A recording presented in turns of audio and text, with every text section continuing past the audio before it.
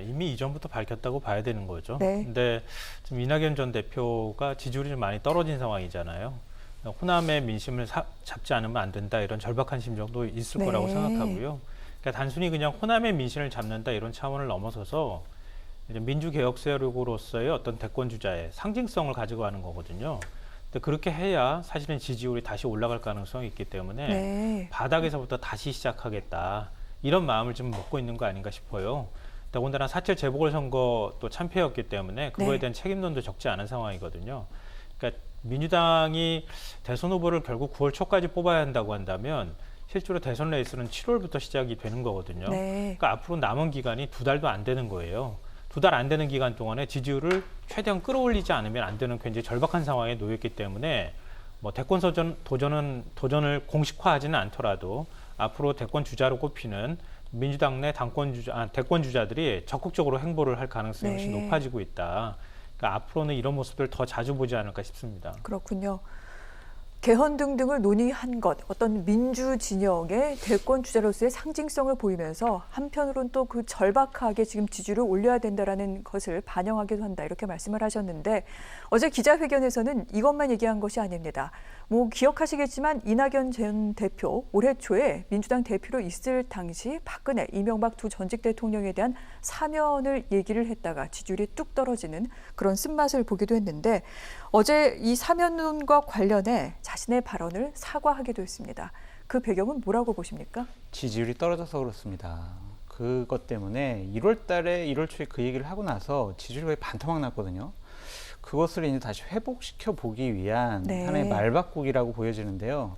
좋지 않은 것 같아요.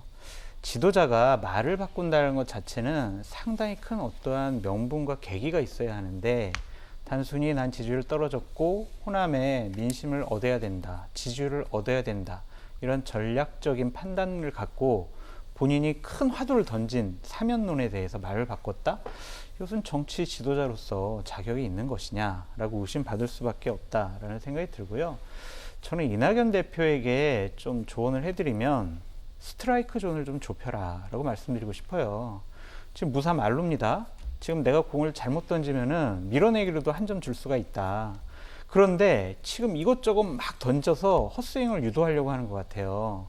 그런데 본인 스스로 스트라이크 존을 좁혀서 집중하는 것이 맞다라는 생각이 들어요. 왜 이런 말씀 드리냐면 5.18 광주 민주화 운동 그 항쟁을 기념하기 위한 날이잖아요. 그런데 거기 가서 개헌 얘기를 꺼냈어요. 이것은요 적절한 장소와 적절한 시점이 아니에요. 그냥 그 민주화 운동에 집중했어야 돼요. 근데 이것저것 던지는 것을 보면 급하긴 급하구나 라는 생각이 듭니다. 자꾸 저런 모습이 나오면은요 민주당 지지층 호남민들이 점점 마음을 못 줘요. 그러니까 급할수록 돌아가라는 얘기가 있잖아요. 조금 더 본인이 여태까지 해왔던 것들을 되돌아보고 좀 정돈해야 될 시기다. 급한 마음에 이것저것 다 던지면은 폭투 뒤로 볼 빠져가지고 그냥 또 점수 주게 되거든요. 지금 되게 이낙연 대표에게는 기로에 선 시점이다라고 보여집니다. 그렇군요. 자, 이 행보에 숨겨져 있는 여러 가지 뒷배경 등등은 이러할 것이다 라고 설명을 해주셨는데 이번에는 정세균 전 총리 얘기를 좀 해보도록 하겠습니다. 전북에서 이제 3박 4일 동안 첫 대권 행보를 마무리하면서 여러 가지 얘기를 했습니다. 불평등 양극화 극복할 수 있는 준비된 리더 필요하다라고 말은 했습니다만 그런데 여러 여론조사를 보더라도 정세균 전 총리 지지세는 그렇게 눈에 띄게 오르는 것 같진 않습니다. 그렇다면 워낙에 이제 이쪽 지역에서 그 다잡은 그런 텃밭 민심이 많기는 한 걸까요? 이 부분을 잡으면은 뭐 정세균 전 총리 지지율 올라갈 수 있을까요? 그렇죠. 기본적으로 광주와 네. 호남에서 지지세가 강해야 민주당 후보가 될 수 있습니다. 네. 근데 이낙연 대표라는 분이 이미 어느 정도 일정한 지분을 갖고 있잖아요. 거기서 일정한 지지세가 나오고 있습니다. 정세균 전 총리가 거기를 헤집고 들어가기가 되게 힘겨워 보여요. 특히 정세균 전 총리는 전북 분이잖아요. 얘가 이제 네. 그 호남 분들의 얘기를 들어보니까 전북과 전남은 다르다라는 그런 얘기도 하시더라고요. 그래서 전남 광주 분들이 네. 전북 출신인 정세균 전 총리에 대해서 호남 사람인가? 우리 입장을 대변할 수 있나? 그런 좀 의구심을 갖고 있는 것으로도 보여지고요. 좀 웃긴 말을 했어요. 제가 봤을 때는. 무슨 말이냐면 토요일 날로 생각이 되는데 제가 몸은 다른 곳에 있지만 마음은 항상 호남에 있습니다. 이런 식의 얘기를 했거든요. 본인이 호남의 지역구를 떠나온 지 오래됐어요. 그리고 그동안 총리할 때 호남을 위해서 뭐를 했을까요? 그런 것을 보면 표를 얻기 위한 하나의 입 서비스다라는 생각이 들고 지난 수십 년 동안 여러 과정에서 불평등과 양극화가 심화됐다라고 말씀하셨잖아요. 그것을 고치기 위해서는 나 정세균이 적임자야 라는 건데 네. 총리 1년 4개월 동안 뭐 하셨냐고요. 불평등과 양극화 해소를 위해서 뭘 하셨는데 지금 와서 준비된 지도자 얘기를 하시냐. 그러니까 이러한 메시지가 안 맞아요. 지금 민주당의 이낙연 대표, 정세균 전 총리 이분들이 하는 메시지가 지금 국민의 민심과 마음과 네. 이런 것을 흔들 만한 요인이 없어 보여요. 급해서 막 던지는 거예요. 저는 창피해서 제가 참모라면 이런 얘기 하면은 자기 얼굴이 침뱉기다라고 생각이 들거든요. 그러니까 이런 얘기를 하시는 거 보면 되게 이분도 급하신 마음에 막 던지고 있다라는 생각이 듭니다. 네. 너무 평가가 박하셔가지고 죄송합니다. 얘기를 안 할 수가 없는데요. 죄송합니다. 사실 개혁 진영에 있어서 호남은 아주 각별한 의미를 네. 갖고 있습니다. 이건 뭐 부인하기 어려운 사실이고요. 특히 5.18 광주 민중항쟁이 가지고 있는 의미는 본인들의 삶으로서 증명하는 측면도 있고 우리나라 민주화 역사에 있어서도 빼놓을 수 없는 이제 그런 사건이기도 하고요. 근데 그런 부분에 대해서 많은 사람들의 마음을 움직일 수 있는 굉장히 좋은 기회이자 공간이라는 겁니다. 그렇다면 민주당 대선 주자라고 하는 인물들이 가서 호남에서 그냥 5.18 민중항쟁, 5.18 정신만 얘기한다고 되는 것은 아닐 거란 말이에요. 그럼 호남 민심은 뭔가 미래 권력에 대해서 어떤 기대를 하면 좋을까 이런 것들 지금 끊임없이 탐색하고 있는 과정이 있기 때문에 개헌 문제도 던지고 그다음에 정세균 전 총리는 뭐 양극화, 불평등 문제도 언급하고 이제 네. 그렇게 하는 것이다라고 생각해요. 그러니까 그거는 민주개혁 진영이 바라는 바에 어느 정도 내가 호응할 것인지 기대감을 모아가기 위한 하나의 과정이라고 보이고요. 그리고 정세균 전 총리가 총리 시절에 왜 양극화해서 못했습니까? 이렇게 얘기하시는데 총리 한 명이 1년 남짓한 기간 동안에 양극화 해소할 수 있으면 뭐 대한민국 양극화 왜 해소 안 되겠습니까? 그동안에 계속 심화만 되고 있다고 얘기하는데 그러니까 문재인 정부가 양극화 해소를 못하고 있다라고 하는 비판은 뭐 상대편에서 바라볼 때는 온당한 지적이 될 수 있다 이렇게 생각하는데요. 그걸 총리가 1년 남짓한 총리 기간 동안에 해소하지 못했다고 해서 비판하는 것은 좀 너무 매정한 비판이 아닐까 그런 생각이 들고요. 물론 이제 바라보는 시각에 따라서 여러 가지 해석은 가능하니까요. 이제 그렇긴 한데, 네. 앞서 말씀드렸던 것처럼 뭔가 지금 5.18이라고 하는 이 공간에서 과연 대한민국을 어떻게 끌어가면 좋을지 이런 것들을 꺼내놓고 뭐 일종의 경쟁을 할 수도 있는 것이고요. 정세균 전 총리는 또 전북 진안 출신이기도 하기 때문에 또 그러니까 이 전북을 중심으로 해서 뭔가 지지율을 끌어올리기 위한 네. 그런 노력을 하고 있는 중이다. 이렇게 봐줘야 되지 않을까 싶네요. 알겠습니다. 제가 미처 생각하지 못한 부분을 네. 김성환 평론가님께서 말씀을 해주셔서 네. 제가 더 이상 뭐 반박하기가 좀 어려울 것 같습니다. 알겠습니다. 네, 오늘 분위기 굉장히 좀 좋은 것 같은데 이번엔 이재명 경기도지사 이야기까지 좀 나눠보도록 하겠습니다.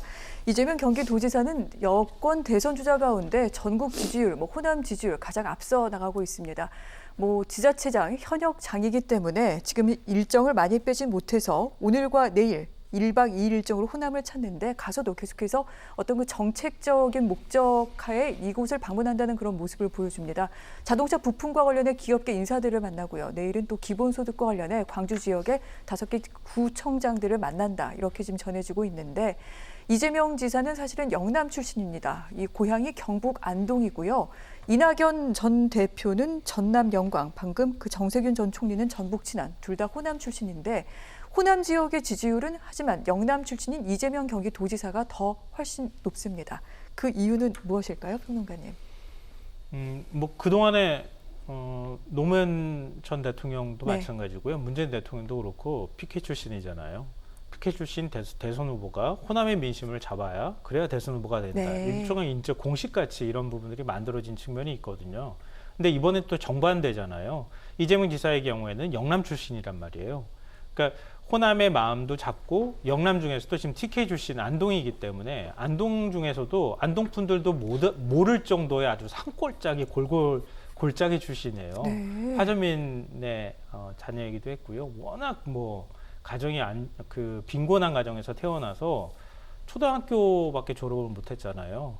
그런 다음에 바로 성남으로 올라와서 공단 생활하다가 네. 결국 검정고시로 고등학교 과정까지 마치고 그리고 중앙대 법대 장학금을 받아서 입학을 하는 그래서 지금의 이제 그 인권 변호사 활동을 하다가 성남시장 그다음에 이제 경기도지사 이렇게 이제 밟아왔던 인생 역정이 있단 말이에요.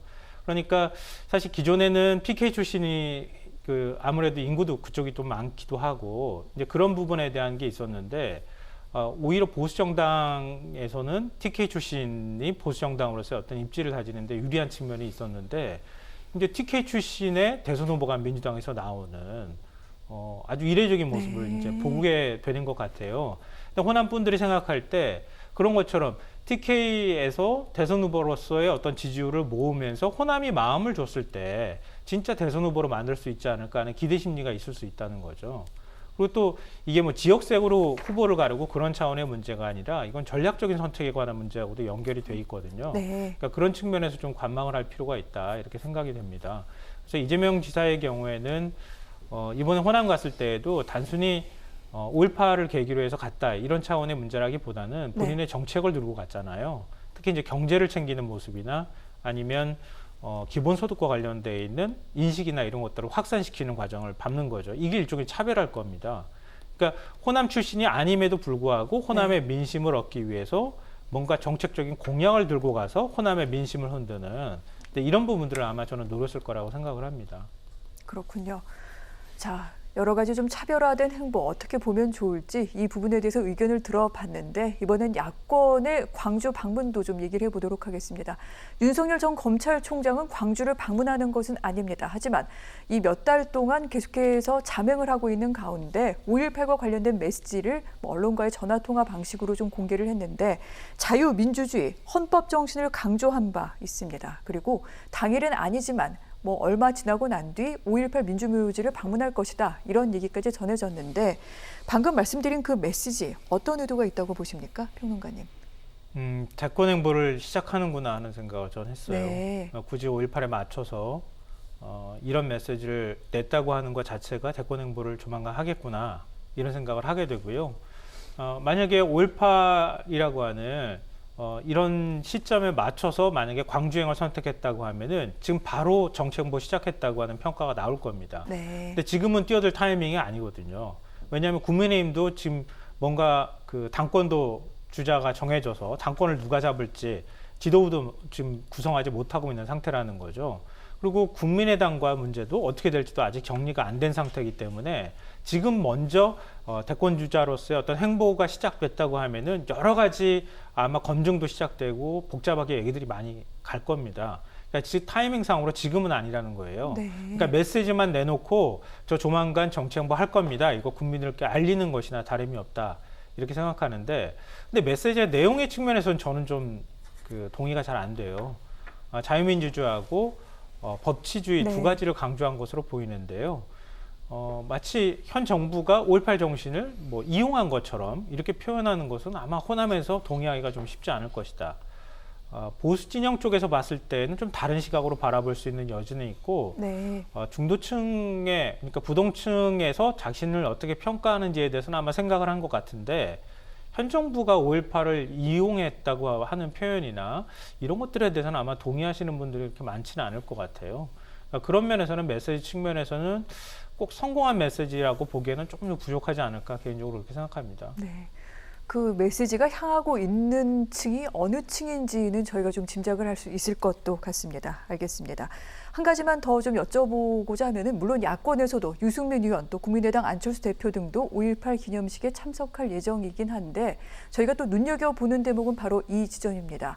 5.18 기념일 바로 전날인 오늘은 이제 유족회를 중심으로 추모제가 열리는데 이 추모제에 오늘 보수정당 사상 처음으로 국민의힘 의원 2명이 유족회로부터 초청을 받았습니다. 정운천, 성일종 의원인데 자, 수장님 어떻게 볼 수 있는 내용입니까? 이게 정상적으로 돌아간 거죠. 네. 보수 우파 쪽 정당에 있는 분들이라고 모두 다 5.18 문제와 관련해서 네. 폄하하고 또 그 정신을 훼손하는 그런 분들만 모여 있는 것이 아니거든요. 민주화를 위한 그러한 숭고한 희생에 대해서는 모든 정말 대한민국 국민들이 같은 마음일 거예요.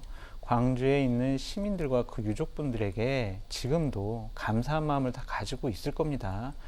근데 몇몇 분들이 일탈행위를 하고 폄하하는 발언을 한 것에 대해서 작년에 김종인 비대위원장이 무릎 꿇고 사죄도 하고 네. 이번에 성일종 국회 정무위원회 간사분이 5.18 민주유공자 예우법과 관련해서 소위원회에서 통과될 수 있도록 많은 노력을 했거든요.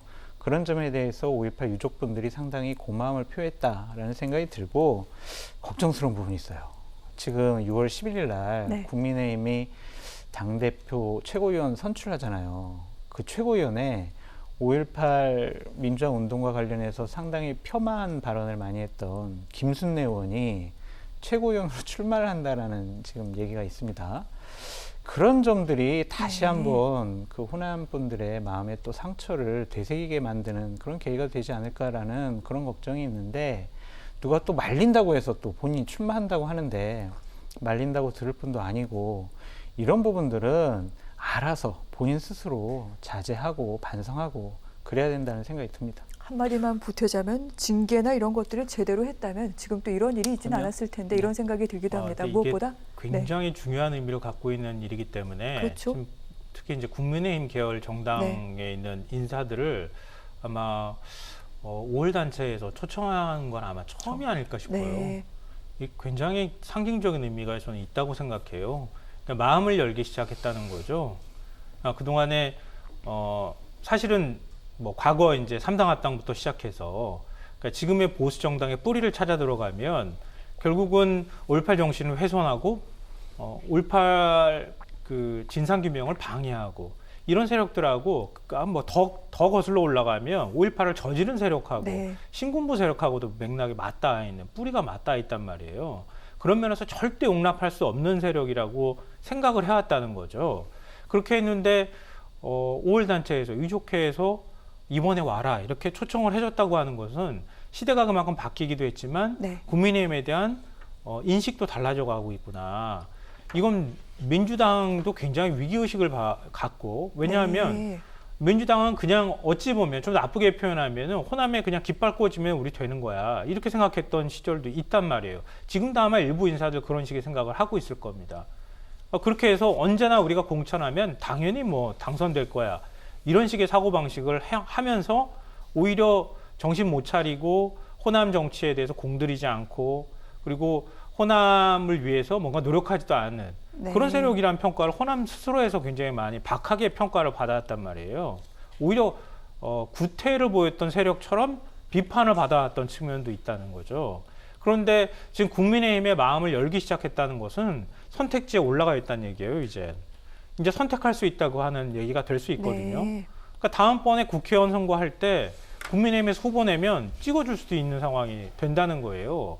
이건 민주당한테 정신이 번쩍 드는 얘기다. 그러니까 진짜 정신 차리지 않으면 네. 호남에서 차기 만약에 대선 때 국민의힘 후보가 마음에 들면 호남에서 정말 많은 표가 나올 수도 있다. 그런 점들을 민주당에서 좀 인식해야 된다고 생각합니다.